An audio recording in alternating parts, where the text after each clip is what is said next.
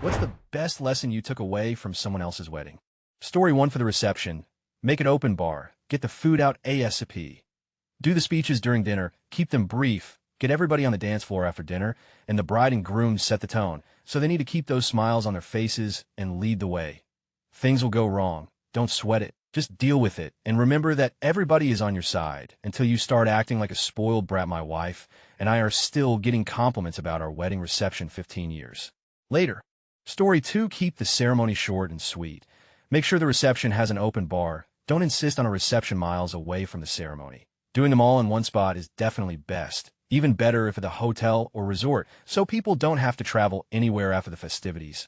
Story 3, don't propose to your so if you both attend another couple's wedding. In fact, don't even make it look like you're proposing.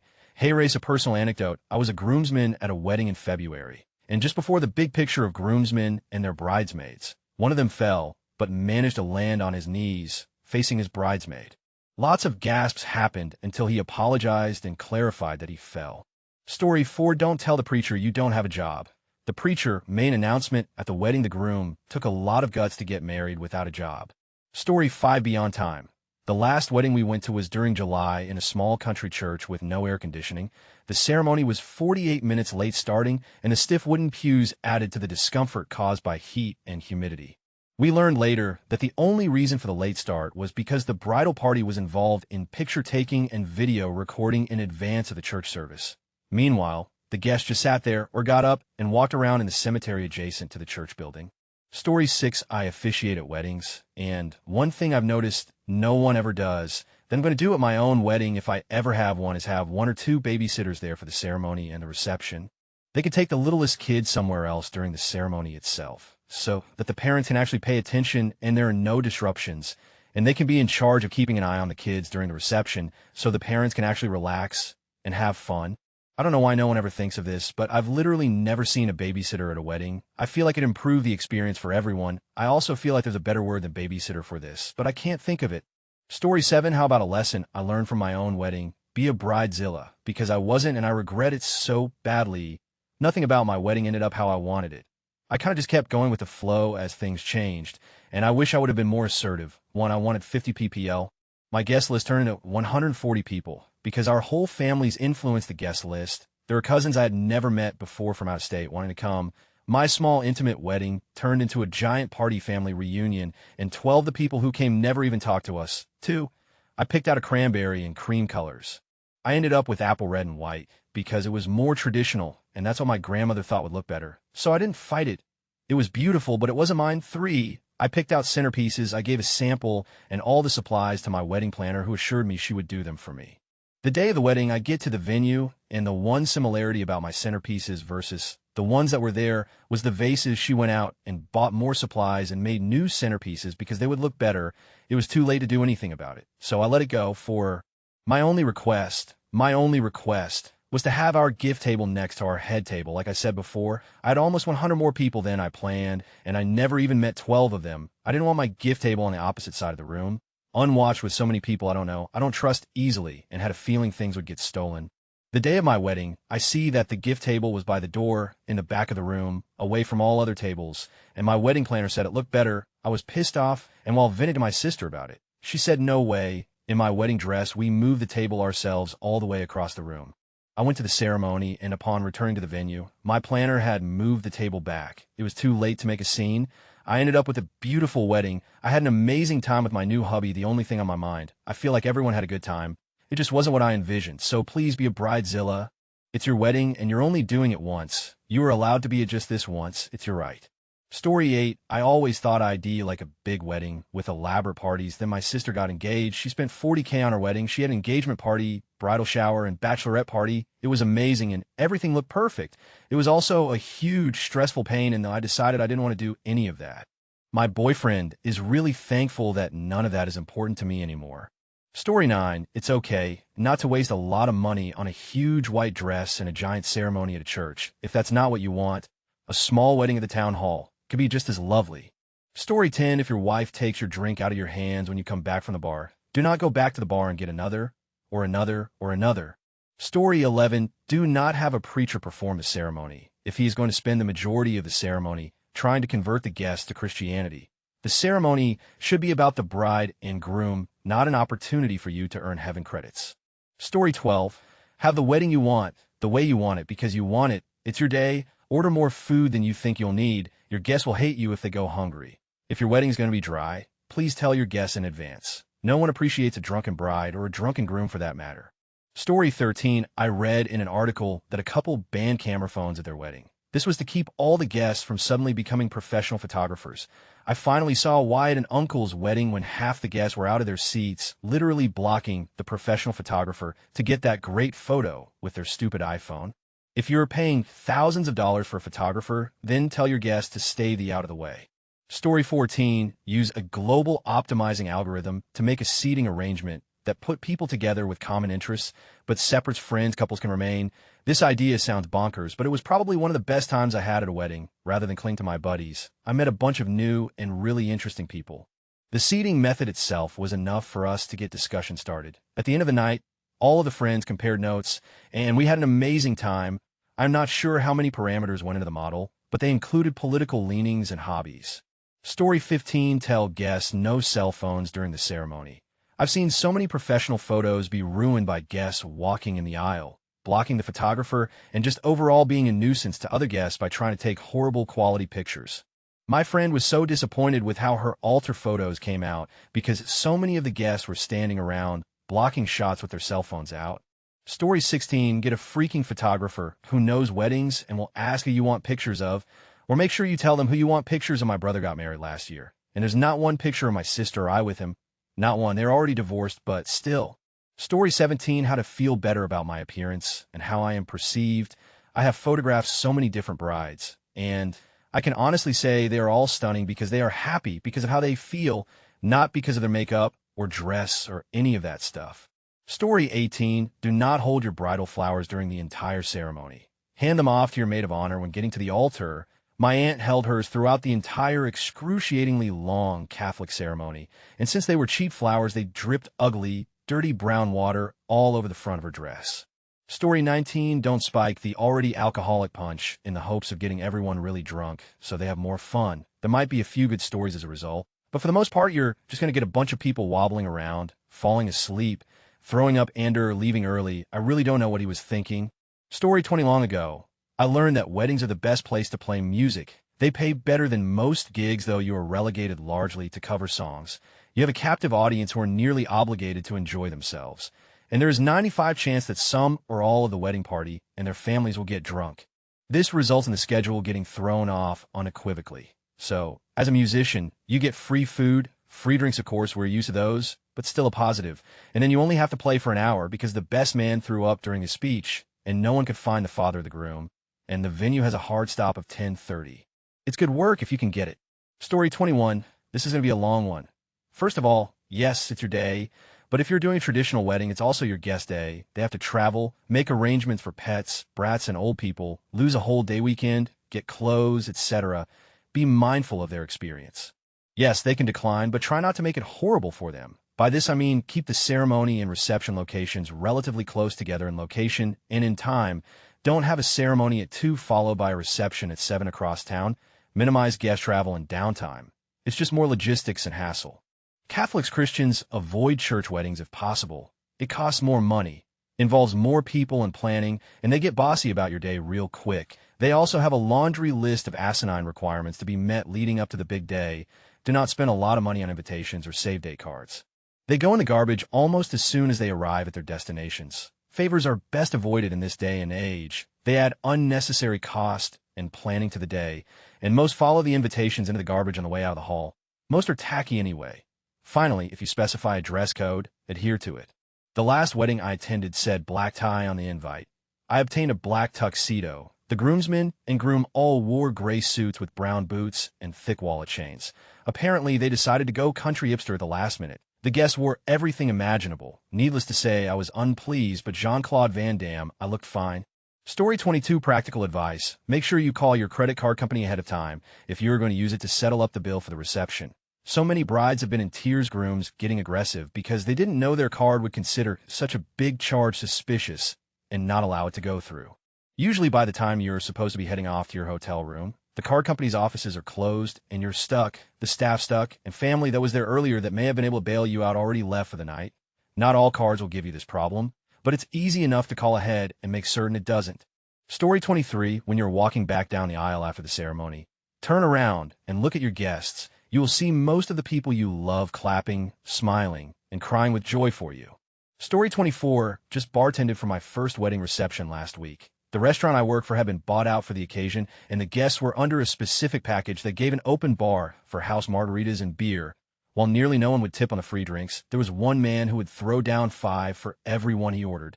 Once it started getting busier, I would pick him out of the crowd to be served first. Near the end, he ordered a non-packaged drink, to which my manager allowed me to serve it to him on the house. TLDR, always tip your bartenders for expedited service. PS. I went out of my way to charge the two obnoxious hot girls that tried several times to skirt their bill on non-packaged drinks. Story 25, focus on 3 things for your wedding that are most important and save on the rest. It will go by so fast, and you won't remember any of the details anyway. On the day of the wedding, just enjoy it. Don't worry about your guests. Don't worry about your dress or suit. Don't worry about the weather. Don't worry about anything. Because by then, it's too late. At the end of the day, you'll be surrounded by people you love and people who love you, and all of you are there to celebrate you guys. Enjoy your day. Story 26, make the ceremony short and sweet. My brother-in-law's ceremony lasted an hour. It was miserable. Oh, and their officiant also happened to be their premarital counselor and made mention of pending marital sexy times. Ugh. Story 27, set an age limit and stick to it. That is to say, seriously ban kids at the wedding reception unless you want all your destroyed and it to be full of screaming children the entire time. If you set an age limit, but then allow your little cousin to come because they're your cousin, it's going to hurt feelings of other people who won't bring their kids, as well as make a pretty boring evening for those 1 or 2 kids that were allowed to come. Every wedding I've ever attended that is kids, it's always the same. You've got a herd of 3 to 8-year-olds that roam the whole area and just take stuff from tables, throw stuff on the floor, and constantly scream. It's a nightmare not only for the venue, but also for the other guests. You've got the photographer trying to take pictures of things, but they can't get a shot because little Tommy has to be right in his face. You'd think it would be the parents' responsibility to keep their kids in check, but that never seems to happen at weddings. They just turn them loose. I've been to a few weddings where they actually had childcare at the reception in the basement of the venue, which was awesome. Lets the parents attend and have fun, but not have to hire a sitter. Story 28, from my siblings' weddings, I learned to elope. Only way to avoid my mom going completely nuts and making the day unbearable. Edit, she is incredibly antisocial and hates being around people. She gets really bad social anxiety and tries very hard to interact with people positively, but fails miserably. She felt obligated to go to the siblings' weddings, and it was just painful for everyone. Story 29, don't wear the most vividly colored, recognizable shirt of the party, and D.O., keep wearing your uncomfortable shoes throughout the reception. The bartender will easily remember how many times the short guy in an orange shirt wearing no shoes has been to the bar and will stop serving you drinks after round 5. Story 30, the only 3 real mistake you can make in wedding planning are 1, having a bad relationship in the first place, 2, inviting bad guests, or 3, not having an open bar. Everything else can go wrong. But if the 2 of you are cool, you invite cool people and get them drunk, it's going to fine. Story 31, I learned that I might get married at the courthouse because it's 45. That's 35 for the license, 10 for the ceremony. You bring like 50 people. Story 32, if you're having an outdoor wedding, be sure the guests aren't facing into the sunset. All it will do is black out the couple and roast your guests' retinas. Story 33, elope. My sister has a $15,000 wedding, including a $3,000 dress. Her now husband took out loans against his business to pay for the whole thing, and I just knew it was going to take forever to pay them off. 6 months later, my now husband and I eloped. We took all the money we had saved for a wedding and put a down payment on a house. On the bright side, my sister and I are both set to celebrate 17 years to our respective husbands. It just goes to show that it doesn't matter how little or how much you spend on the wedding. Marry for love and respect, and you'll get a keeper. Story 34, don't wear white. My friends got married the day after we graduated high school. I never wore dresses, but I had a white one from scholarship night. I wore that, couldn't figure out why everyone glared at me until a friend pulled me aside. I won't ever forget to wear anything but white to a wedding again. For God's sake, I was 17. On second thought, don't get married the day after graduation. Story 35, the guests won't stick around if you don't give them something to do. Friend got married. He didn't want to see the dress before she first walked down the aisle, and neither of them wanted to risk getting food or drink stains for the photographs. So, Immediately after the ceremony, they wandered off to get pictures taken and left the guests alone for an hour in the reception hall. No food because they didn't want anyone to eat before they got there. No music because they wanted to have the first dance. No, well, anything. I was a groomsman, so I was out there getting my picture taken and doing poses, but most of the guests just stood around awkwardly for about 15 minutes before getting bored and leaving. Yeah, don't have a boring wedding. Story 36. I learned that the real reason Indian people are such misers about money and every other aspect of life is because they spend 2 years' salary on week-long family weddings with the most lavish, unnecessary bullshit, because they view this as the pinnacle of life, and they need to save every penny for it. Story 37. Check how much drinks will cost at the venue. At the last wedding, I went to a half pint of cheap lager cost $5, almost double the amount it costs for a full pint in any pub where I live. Story 38. Have a shuttle to and from the hotel, have enough furniture and silverware for all the guests, have more than one bar, have a contingency for rain, go over the music with the DJ before he plays In Titties while grandma is still there, round tables instead of long tables photos. So, when my cousin got married, they did all the photos before the ceremony. That way, when the ceremony was over, they were at the food table greeting everyone. When my other cousin got married, she did a ton of photos after the ceremony. So, people had to wait to eat and dance. For my wedding, I took as many photos as possible before the ceremony. Then, after the ceremony, took only the photos that my husband and me in them. That way, people weren't waiting forever for the first dance and to eat. I wanted to stick to the tradition that the groom shouldn't see the wedding dress before the ceremony. I'm a traditional gal. Story 39. Don't in a patch of poison ivy. Always know where you're throwing down. One bridesmaid had with a guy in the dark. Didn't realize she was in a patch of poison ivy. Went back with another dude, thinking he was the first dude, then left her underwear in the poison ivy. Story 40. What I learned from every wedding ever: don't have a wedding. My wife and I, lesbians for context, got married in our apartment living room on a Monday. We didn't dress up at all. She was barefoot. I wore jeans. I don't think either of us wore a lick of makeup. We exchanged vows in front of my bookshelf and my tarantula collection.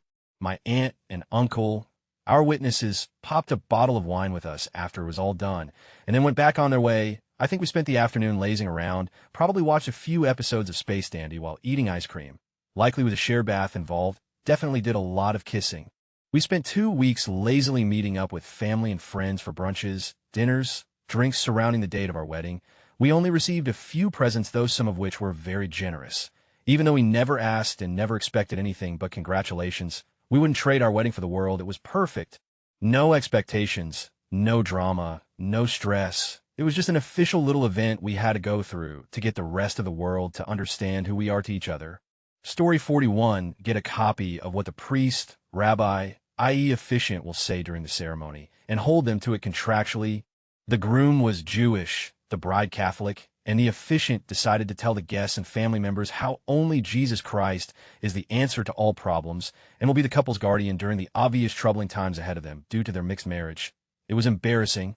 Story 42. If you're having an even somewhat traditional wedding, let every guest bring a date, even if you don't know if they are in a serious relationship. For one thing, it is actually a breach of wedding etiquette not to give and guest invitations.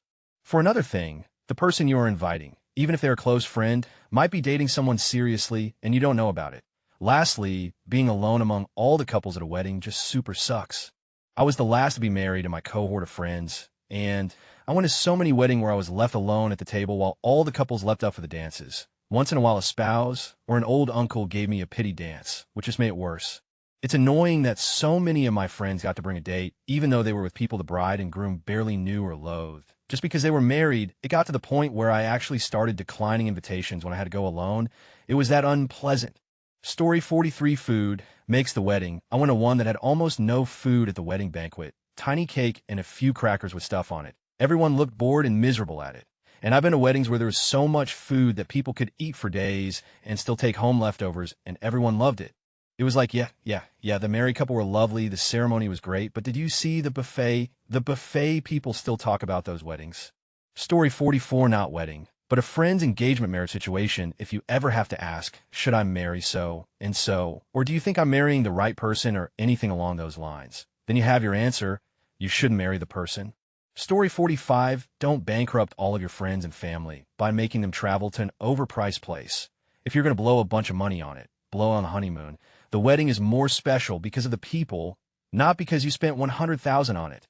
Story 46, don't let the groom, or bride for that matter, take shots. My friend had an open bar at his wedding. Admittedly, he is a Navy diver, so he is a sailor, and had a bunch of sailors at his party. These shitheads started feeding him shots like they were trying to kill him. 30 minutes into the party, the groom falls onto a plastic chair, breaking it, and passes out. The rest of the party, the sailor boys, were all playing grab-ass with each other on the dance floor, while my friend was being force-fed water and puking it up in the lap of the bride. Us landlubbers were shocked. Story 47, I'm not anywhere close to being married. But if you can afford it, not go into silly debt, and don't expect your parents to pay for most of it.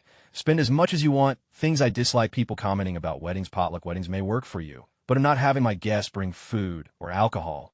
I never ask people to bring food at dinner at my place, saying that anybody can have a wedding for under $5K, but then when they break down the budget, they're just well-connected, so got things heavily discounted. A lot of my friends work in IT, and so aren't professional bakers, DJs, don't own the house from Gone with the Wind, etc. The same wedding without the discounts would cost me $20K. I would utilize any connections if I could. I don't want my guests to drive for hours to some country town. I want my guests to be able to get to the venue easily. Venues close to the city cost more, unfortunately. The 1K wedding where you serve sausage rolls and liquor and eskies might have been charming, but not my style. My ring isn't going a blood diamond, and I don't care about the De Beers diamond Monopoly. Diamonds are hardy, and I like the look of the white stone. A really good imitation diamond will cost as much as a real one anyway. I want my loved ones around me, and am not eloping. It doesn't matter if you spend $5K, $50K, or $500K. Do what works for you. We all know that people have different financial situations and lifestyles. Some people like to one-up how little they spend and budget shame. I've been obsessed with weddings since I was a kid. There is nothing wrong with wanting to be a pretty princess one day in your life. We will be merging many different friendship groups, and so I want to be as comfortable as possible. Wanting to follow tradition does not make one a sheep. There are a lot of beautiful traditions because they work. Getting married itself is a tradition. I want a child-free wedding. They'll want them at the ceremony. I like kids, but not having them run around and parents having to tend to them. I like my friends' kids, but I'm not friends with them. In short, do what you want. A large wedding is as charming and full of love as a cheap wedding. And if you quote the cost and divorce statistic, then I will cut you. Story 48, my husband and I were the last of our group of friends to get married, and we decided we wanted to have all of them involved. Sure, we had to hire professionals for some of it, but why not have someone you know do some of the things for you? Our officiant was a friend, and I think he was more nervous than we were. Our photographer was a friend, and my brother-in-law also took some amazing pictures. The ushers were friends, of course. All the bridesmaids and groomsmen were friends. Everyone else was recommended by friends. It really worked out well, and we saved a few dollars by not hiring people from those bridal conventions.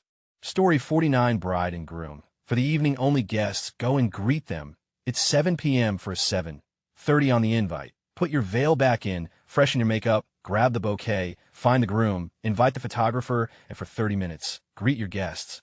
I have spent money coming and money on your gift. I want to see your flowers and dress. And yes, I would love a photo with you. No, I don't want to just glimpse you on the dance floor. This also helps for where everyone is for the cutting of the cake and first dance. Also, check all your suppliers 2 days before. So one of your guests has to go buy emergency bouquets 45 minutes before you leave because your florist is an idiot. Not that I'm bitter about the events on Saturday. Just gone, and I didn't have a mini meltdown. Story 50, this might sound super cynical, but after working like 50 weddings a year, I learned I didn't want one. I saw so much pressure and stress on a happy couple, and there was always one who drank too much and started a fight. I love get-togethers with my family, but weddings add a crazy, stressful element. My hubby and I eloped. We invited his parents, sister, and my mother. It was easy and simple, and ended up perfect for us. We're having a large party this summer, super casual. Story 51, if the wedding is on a boat, be sure to take pictures before the sun goes down. My whole family ended up looking like people made of Elmer's glue standing in front of a black abyss. Yes, we are that white. Story 52, don't play an entire song during the ceremony. Just because it's important to you doesn't mean ITLL be important to anyone there. I was at a wedding where the bride's dad had died long before, and she played the entire Butterfly Kisses song. All of us just sat there while she and her husband stood at the altar and waited for it to end. Awkward. Story 53, prior to my wedding, I attended a bunch for friends as well as my little sister. Our big takeaway was don't do a traditional wedding. The biggest way to save money on the wedding, while still having the big ceremony and reception, is to do the work yourself.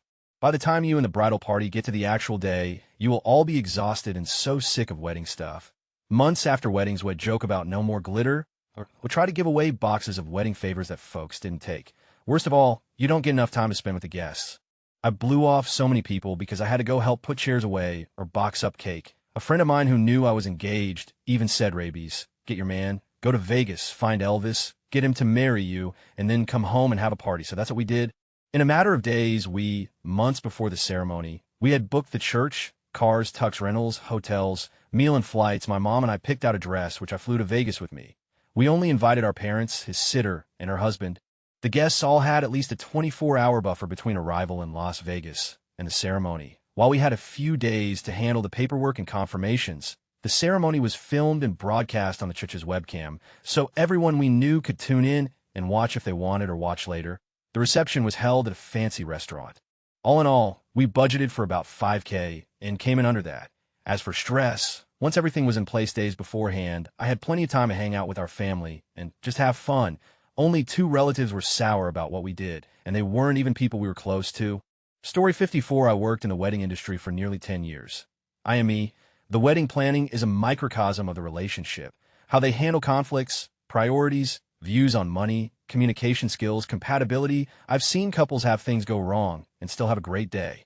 I've seen couples seethe with resentment and seem to hate each other, and, to no one's surprise, end up divorced. The most depressing weddings to see are the might-as-well marriages. Been together X number of years, so might as well get married.